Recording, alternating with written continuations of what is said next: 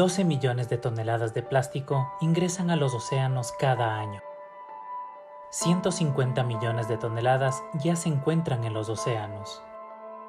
1 millón de botellas de plástico se compran cada minuto en todo el mundo. Solo en Ecuador se consumen más de 1.000 millones de botellas de plástico de un solo uso al año. ¡Hey! Pero ánimo, no todos son malas noticias. Refill llega al Ecuador de la mano de Fundación Circular, una campaña exitosa en más de 20 países que promueve la disminución de plásticos de un solo uso. ¿Cómo funciona Refill? Descárgate la app, identifica la estación más cercana, presenta tu botella reutilizable o toma todo y ayuda al planeta evitando el consumo de plásticos de un solo uso. ¿Pensabas que no se podía salvar el planeta, mantenerte hidratado y ahorrar dinero al mismo tiempo? ¡Claro que se puede! Una botella a la vez. Recuerda registrar tu visita en la app. No importa si localizaste la estación por la app o si entraste por el sticker que estará en la puerta. Entra con tu botella reutilizable o toma todo y pide que te lo rellenen de agua sin costo alguno. Si 1 de cada 10 quiteños hiciera refill al menos una vez a la semana, ahorraríamos al mundo más de 14,5 millones de botellas al año. Sabemos que quieres ayudar al planeta. Esta es una manera de hacerlo. Descárgate la app hoy mismo y súmate al cambio con un refill.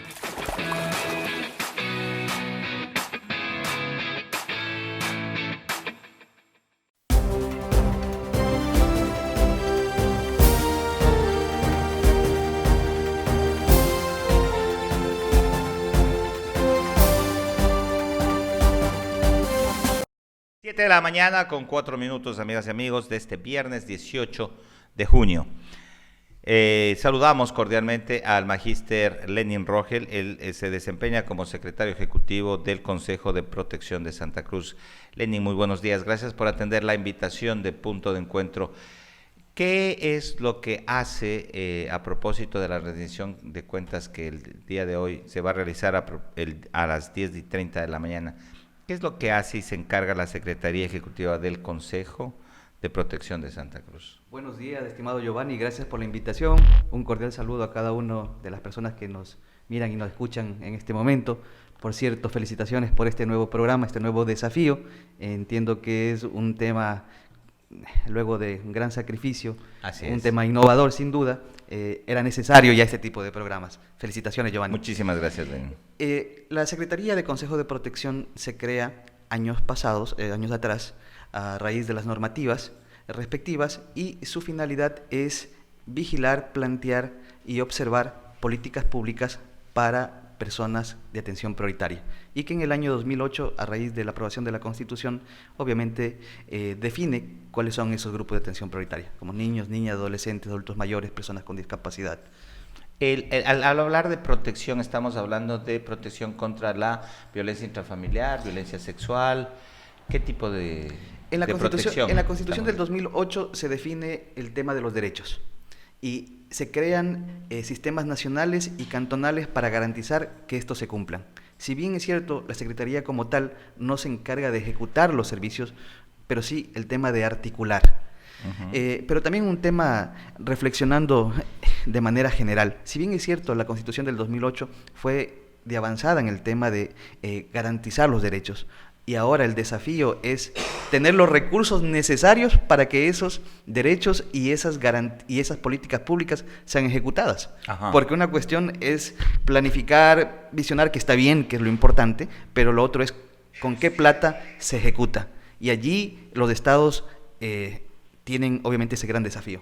Y aquí en la provincia, ¿cómo vemos o evaluamos este año a propósito del informe que se va a mostrar el día de hoy? ¿Cómo podríamos evaluar luego de un año sui generis, digamos, con claro, el tema pandemia, el tema post-pandemia, el tema en que han aflorado ciertamente muchos fenómenos sociales en torno al hacinamiento, a la presión de lo económico, al tema de no tener recursos y también el tema de de estar juntos en la casa mucho más tiempo de lo que habitualmente se espera. Estadísticamente, sin duda, hay una multiplicación de casos de violencia intrafamiliar, especialmente de violencia contra la mujer, con relación a años anteriores. Subió, por ejemplo, con respecto al año 2019, el 50% más. Eso significa, o la lectura es, que el confinamiento, sin que sea justificado, obviamente, sirvió como un desencadenante para dificultar los temas de convivencia dentro de los hogares y obviamente multiplicó el tema de violencia. Cuando hablamos de violencia de género, estamos hablando no solamente, uno creería que es solamente lo físico, ¿no? Que es maltrato físico, pero también hay un maltrato que es mucho más fuerte, diríamos, el emocional, el psicológico, y sobre todo que involucra hacia toda la familia, hacia los hijos, hacia terceros. ¿Esto se ha analizado, se ha visto? ¿Ustedes con qué estadísticas se manejan? Bueno, hace un tiempo atrás la ONU Mujeres hizo una investigación cualitativa y a través del INEC se hizo una encuesta nacional con respecto a este tipo de particularidades. Y obviamente, respondiendo a la pregunta, no solamente existe un solo tipo de violencia, como la física. Hay un tipo de violencia psicológica, hay un tipo de violencia patrimonial, laboral. Entonces, okay. Claro, hay una gama ¿Qué de... es patrimonial, perdón? Por tema de bienes, por ejemplo, okay. por tema de bienes, ¿no? Prácticamente cuando se le niega el derecho a una mujer, la accesibilidad de este tipo de... Cuando tenemos hombres que dicen, no, esta es mi casa, carajo. Aquí, y ahí te fuiste, por ejemplo. De aquí te fuiste, claro, de aquí. Ajá. Entonces existe un sistema para garantizar obviamente el cumplimiento a través de un tema judicial respecto. Pero también esto existe a través de mujeres a hombres también. Cuando se separan y te dicen la mujer también, esta es mi casa, vos te largas. Sí, efectivamente también existe y es un un tabú en registro este de momento, casos. digamos, a veces enfocamos mucho la violencia en tema mujer, pero a veces hay también lo contrario. Lo que pasa es que el hombre también no, digamos, por el tema machismo, porque por ego, lo visibiliza menos, ¿no? Lo visibiliza menos. Pero efectivamente la norma registra o regula las grandes mayorías y no las particularidades. Las tendencias, las grandes mayorías a nivel nacional o internacional. En Galápagos, insisto, o en Puerto Ayora, básicamente, o en Santa Cruz, hablemos, porque ustedes se encargan igual de la parte alta. ¿Cómo se ha visto esto? ¿Qué fenómenos podemos haber visualizado durante este año? Bueno, primero que el incremento que le habíamos comentado sobre el tema de qué violencia. ¿De qué porcentaje más o menos? 150 casos. ¿El año pasado habían? Alrededor de 100. Ha habido un 50% más. Sí, efectivamente. Wow. Ya. Es alto. Es alto, claro. Sin contar con los casos que por tema de naturalización de la violencia no presentan la denuncia respectiva.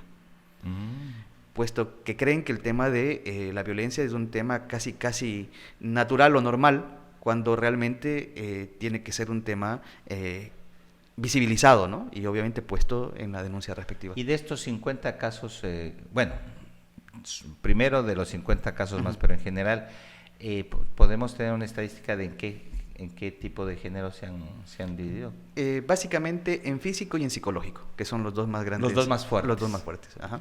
Y esto, podríamos decir, lo que estamos hablando de que es fruto o fenómeno del tema pandemia, del tema de hacinamiento. No es justificable, sin embargo, sí es un desencadenante, puesto que las familias pasamos más tiempo por aquella circunstancia y obviamente conocerse más de cerca, porque antes solamente las casas eran como un punto de encuentro, pero a partir de esto era convivir 24 horas. Es increíble pensar justo. Antes era un punto de encuentro donde, claro, el hombre iba por su lado, la mujer por su lado, y nos encontramos en la casa a determinadas horas, sea el almuerzo o la cena, a dormir. Pero el hecho de encontrarse 24 horas con la pareja, con los hijos y con la presión total del convivir diario, real, eso ha desencadenado, como dijimos, un detonante emocional que no todo el mundo lo puede manejar. Sobre todo por el tema de hábitos, entiendo, y costumbres, ¿no? Sí, efectivamente. Y en ese contexto, eso con respecto al tema de género, llamémoslo, ¿no? Pero también existen otros avances, como por ejemplo la aprobación de la ordenanza, que fortalece el tema de los adultos mayores, el cumplimiento de sus derechos.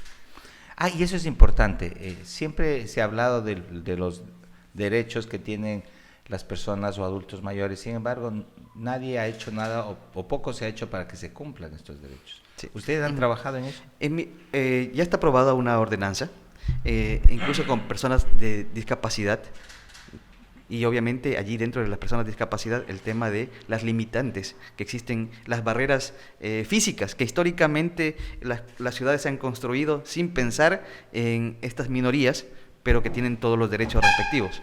El año anterior, por ejemplo, se hizo un levantamiento de los principales lugares y espacios que tienen barreras y que obviamente se necesita recursos para poder habilitar, puesto que un lugar que no tiene accesibilidad de la noche a la mañana no puede ser solucionado, pero está diagnosticado cuáles son los espacios y las notificaciones respectivas para los tiempos respectivos y se puedan realizar las accesibilidades respectivas. Por ejemplo, para poner un ejemplo, el edificio de Tame, solamente por poner un ejemplo, ¿no? Históricamente no fue construido pensando en personas que tengan la accesibilidad limitada. Entonces, ahora sí, siguiera funcionando el edificio, nadie puede subir las gradas al segundo piso a comprar el ticket. Claro, pero mientras tanto, cada institución tiene que darse los modos, las estrategias para que aquel servicio llegue al ciudadano en la planta baja. Lo ideal es que el ciudadano ingrese y tal, ¿no? Y pueda acceder sin dificultad. Pero una estrategia de corto plazo es que ese servicio tiene que ser llegado al ciudadano aunque no exista la accesibilidad. ¿Y ustedes en qué sentido han trabajado dentro de esta Secretaría Ejecutiva en torno a que esto se cumpla o que se ejecute? Primero con el diagnóstico respectivo con el municipio de Santa Cruz, los espacios, y luego el tema de notificación a los respectivos lugares. Que bueno, son muchísimos, ¿no? Son muchísimos lugares, puesto que históricamente no fue considerado de esta manera desde que se fundó la ciudad. La sociedad mismo siempre relegó, marginó a estos grupos minoritarios. Claro, que ahora se exponen, pero de nuevo, ya hay un plan de acción, ya hay un plan de empoderamiento sobre este tema y sobre todo un plan de acción que ejecute o direccione ya o norme inclusive urbanísticamente. Está normado desde muchos años de atrás. Por ejemplo, la norma INEM es una norma que está ya aprobada y está en ejecución hace muchos años de atrás. El tema ¿Qué es, hace falta? El tema es la aplicación, pero una aplicación, pero no solamente desde lo público. Cada propiedad privada incluso tiene que tener la obligación de esa accesibilidad. De esa accesibilidad. Ah, estamos hablando más allá de lo público. Más allá de lo público. Estamos hablando de un sistema colectivo. Claro. Sí. Que sea privado o público debe garantizar la accesibilidad de este tipo de personas con discapacidad y con su respectiva seguridad. Incluso, efectivamente. ¿no? Ah, qué interesante.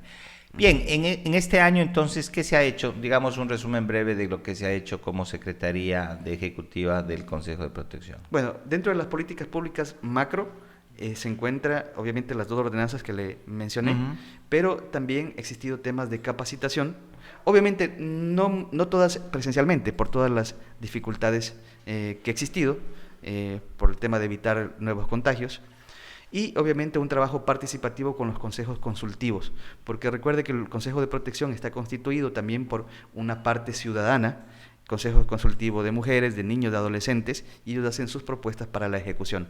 Por ejemplo, hace un mes atrás, el Consejo Consultivo de Jóvenes propuso un tema de capacitación. Afortunadamente encontramos auspiciantes de la parte continental y vinieron a capacitar sobre temas de emprendimiento y uso de redes sociales como estrategia para aquello, ¿no? Qué interesante. Nos estamos metiendo más allá de la violencia, digamos, en general, a un tema de emprendimiento. Sí, primero, porque cuando existe una crisis, los principales afectados es la parte más débil. Es la parte más débil. El eslabón más débil. Es el eslabón más débil. Y obviamente dentro de la pandemia surgió mucho el tema de emprendimientos. ¿No es cierto? Que fue un tema espontáneo, pero esa espontaneidad necesitaba tener un soporte. Básicamente esa era la lógica, ¿no? ¿Y en esa actividad o en ese marco es que se ha desarrollado todo este año de gestión o hay otras Bueno, cosas? es obviamente del año 2020, ¿no? 20. Sí, ajá. Ujú. Yo inicié mi gestión en agosto, mediados de agosto, y obviamente la rendición de cuentas es con respecto a ese periodo, Ok. no con respecto al año 2021, porque eso se dará el próximo año, la rendición de cuentas. Ah, ok. Sí, ujú. Bueno, pero digamos que se ha avanzado, se ha tratado de ir poco a poco Sí, configurando. sí, efectivamente. Otro tema es el hecho de tener un equipo técnico completo. El Consejo de Protección y obviamente la Junta tienen sus profesionales de psicología, tienen sus profesionales de trabajo social, tienen sus principales electos, sus alternos. Esto garantiza que Y el esto servicio para sea- que, disculpe la Sí, sí. ignorancia, Sí.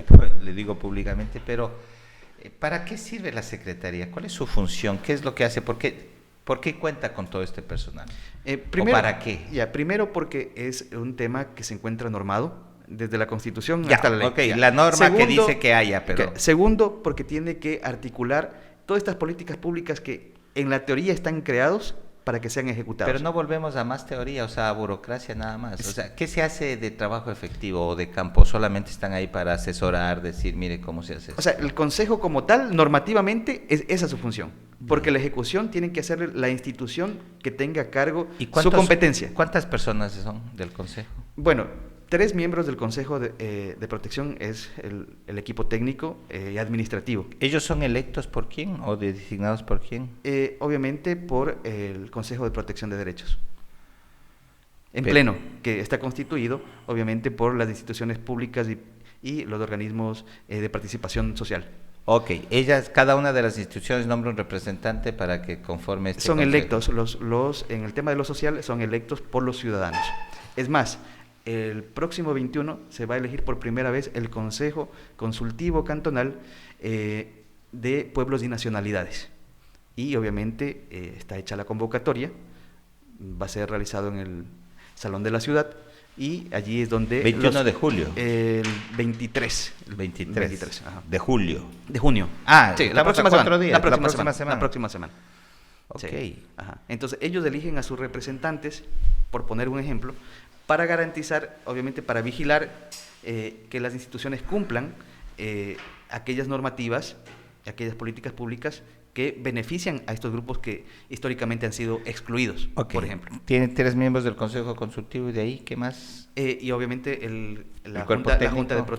la Junta de Protección, que son 3 miembros con sus respectivos alternos. ¿Y cuáles son las funciones de estos miembros de la Junta? Ellos 3 tienen miembros. que, obviamente, recibir denuncias y emitir medidas administrativas de protección. Ya, eso es lo que me interesaba, Ya. es la parte operativa para Es la mí, para parte decir, operativa. o sea, yo sé a dónde ir para que me ayuden si tengo un problema específico. Correcto. Y es la Junta la que determina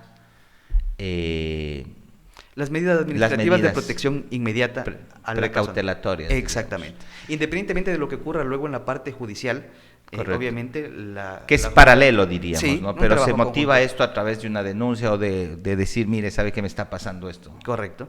Y la Junta actúa enseguida y protege a la persona afectada. Y para ello tienen un equipo técnico de psicólogos y de trabajadora social, por ejemplo. Perfecto, justo. Entonces ahí estamos un poco articulando, diciendo, hey, no estoy aquí solo sentado para dar las charlas, la teoría y decir cómo se articula. Yo tengo un equipo que me ayuda a sobrellevar y a supervisar cada proceso. Efectivamente. Qué bien. Ujú.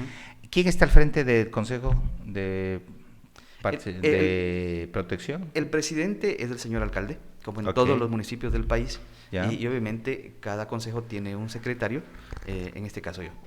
Ok. Y en cuanto a la Junta, La Junta está constituido por 3 integrantes, 2 abogados y una psicóloga, con sus respectivos alternos que son psicólogos profesionales locales. y ahí pare de contar. Sí, una de las cosas que se ha logrado fortalecer es que estén completos, además renovado su elección, y digo completos porque... Anteriormente faltaba uno u otro profesional. Y siempre es necesario que estén obviamente articulados para poder garantizar todo el tiempo y en cualquier circunstancia las denuncias que sean recibidas. Qué interesante. Terminemos la entrevista entonces, Lenin, mencionando cómo se puede llegar. Si la gente que nos está viendo, que de pronto dice, oh, qué bien, ha habido esto, si acaso no lo sabían, pero, y dice, bueno, ¿cómo hacerlo? ¿Cómo llegar? ¿Cómo les busco? ¿Cómo les encuentro? Bueno, el lugar está ubicado en el edificio el edificio comunitario, Ujú. junto al Proinsular. Junto al Sí, Proinsular. donde queda Correos del Ecuador antiguamente, en la planta baja. Son Ok. los servicios que históricamente ha estado ubicado en Ok. este lugar, ¿no? Desde muchos años atrás. Con la diferencia que ahora se ha consolidado todos los servicios en la planta baja y ya no están dispersados. Perfecto. Ya. Justamente por este tema de accesibilidad Sí, sí. y de seguridad y que la gente pueda llegar de cualquier índole, de cualquier categoría. Teléfono La de rendición, emergencia. la rendición de cuentas es del día de hoy, Ok. a las 10:30, en el salón de la ciudad. Están invitados a poder participar. Siempre es bueno retroalimentar con Así sugerencias, es, recomendaciones por supuesto. de la misma ciudadanía. Por favor, ¿qué número de teléfono? ¿Hay un número Sí, donde sí, uno claro. pueda llamar o esto también se articula al 911? También está articulado con el 911. Ok. Obviamente, si es un tema de violencia infraganti, Correcto. digamos, un tema directamente al 911 y obviamente que es lo más inmediato para luego articular la denuncia respectiva. Pero si yo quiero acudir y tengo un problema y quiero asesoramiento, quiero saber qué puedo hacer con respecto a mi problema, ¿a Sí. qué número llamo? 526-776 o acudir al lugar de edificio comunitario del municipio de Santa Cruz junto al Proinsular, planta baja. Perfecto. Lenin Rogel, secretario ejecutivo del Consejo de Protección de Santa Cruz, dirigiéndose a todos ustedes con un tema trascendental, importante, vital, diríamos nosotros, para la salud y la armonía social en torno a todo lo que se refleja, aunque no se quiera, pero que es una circunstancia real, el tema de la violencia, que muchas veces, o la mayoría de las veces, trasciende hacia la familia, hacia los más desprotegidos, justamente a los niños, niñas, adolescentes, pero también, lógicamente, a las mujeres, sin contar de que muchas veces son ellas las que propician también violencia al hombre. Amigas y amigos, muchísimas gracias por esta entrevista. Lenin Rogel, palabras finales, siempre. Sí, muchas gracias por la invitación y están invitados a la rendición de cuentas del día de hoy, 10:30, en el Salón de los Alcaldes. Bien, con esto, amigas y amigos, le agradecemos a Lenin Rogel por su amable visita a este informativo. Vamos a una breve pausa. Al volver, estamos con Pablo Gordillo, quien ya se encuentra en Quito. Estamos con Zoom y con quien estaremos hablando, reitero, sobre la polémica situación generada en torno a los negocios que quieren emprender en Isabela y sobre todo a una ordenanza que hace muchos años regía en la isla, que solamente Isabela era para los isabeleños, es decir, que solamente quienes vivían en la isla son los que podían realizar un emprendimiento privado. Esto, en el contexto, fue ya nulitado porque una persona pidió un recurso de amparo, lo ganó y se derogó esta ordenanza municipal. Sin embargo, de lo cual años después, la misma autoridad que pierde esta ordenanza, y que estamos hablando de la misma autoridad que rige hoy Isabela, estamos hablando de Bolívar Tupiza, ahora mismo se ampara en esta reglamentación para suponer que se impida un emprendimiento. Estaremos hablando de esto, ya volvemos, enseguida.